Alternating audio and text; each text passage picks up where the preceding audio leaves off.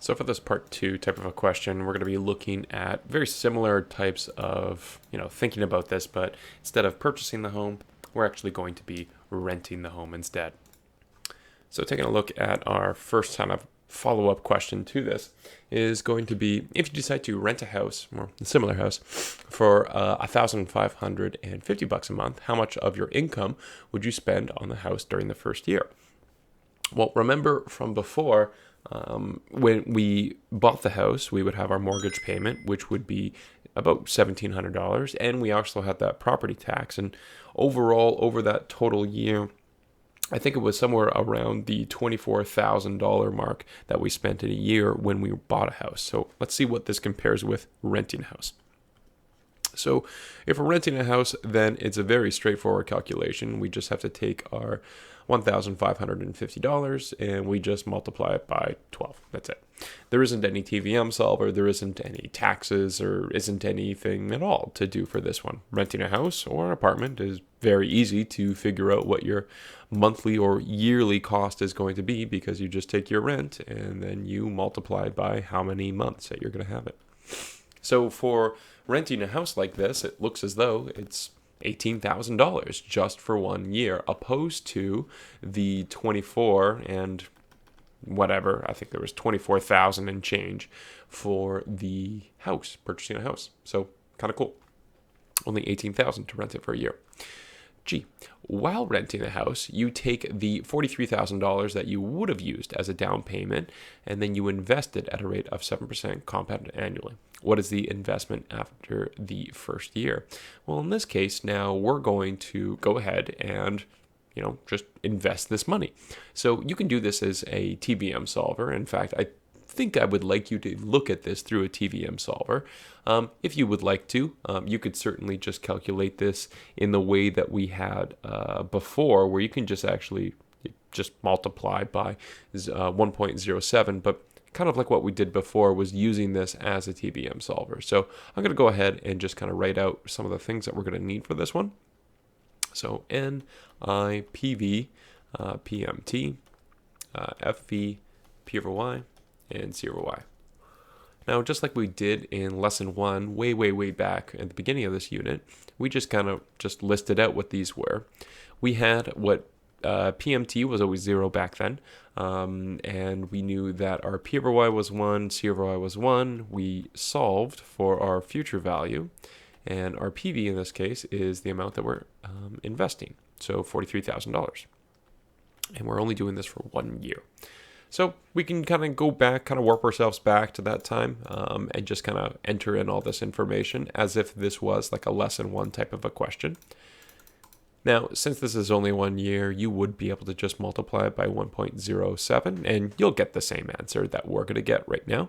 But I thought that this would just be a kind of cool way to have come back to full circle. So when we did this, we would see that our future value here would be $46,010 that you would gain after that. So the investment would be worth this $46,000.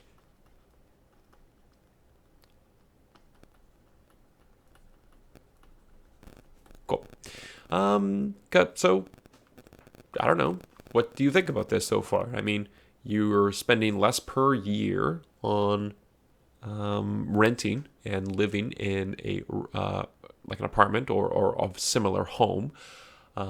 You kept your $43,000 and you invested it, and it looks like you made just over $3,000 off your investment for 1 year. Everything's looking pretty good until we talk about H. H here. What is the renter's equity after 1 year?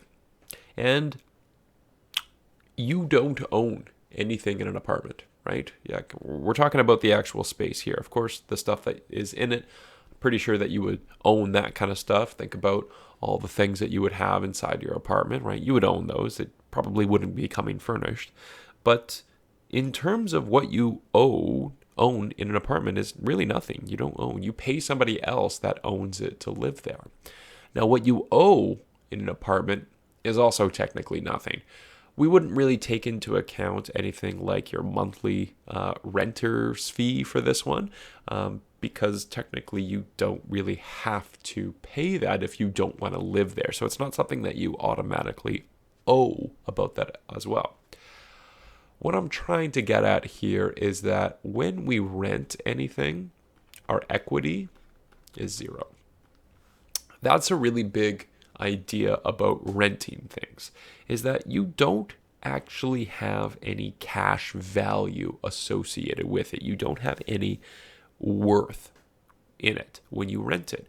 You're renting it. Somebody else has worth in it, and they are really selling that to you so that you can use it. And they're getting more money because they still own the thing that you're paying for, and they're getting you to pay for it. So it's kind of nice in terms of that. And that's why, owning a condominium, being a house owner, and then buying an additional property to rent it out is so attractive sometimes, because they own the home, but then they rent it out to other people. So they kind of double dip in terms of that equity that they could have.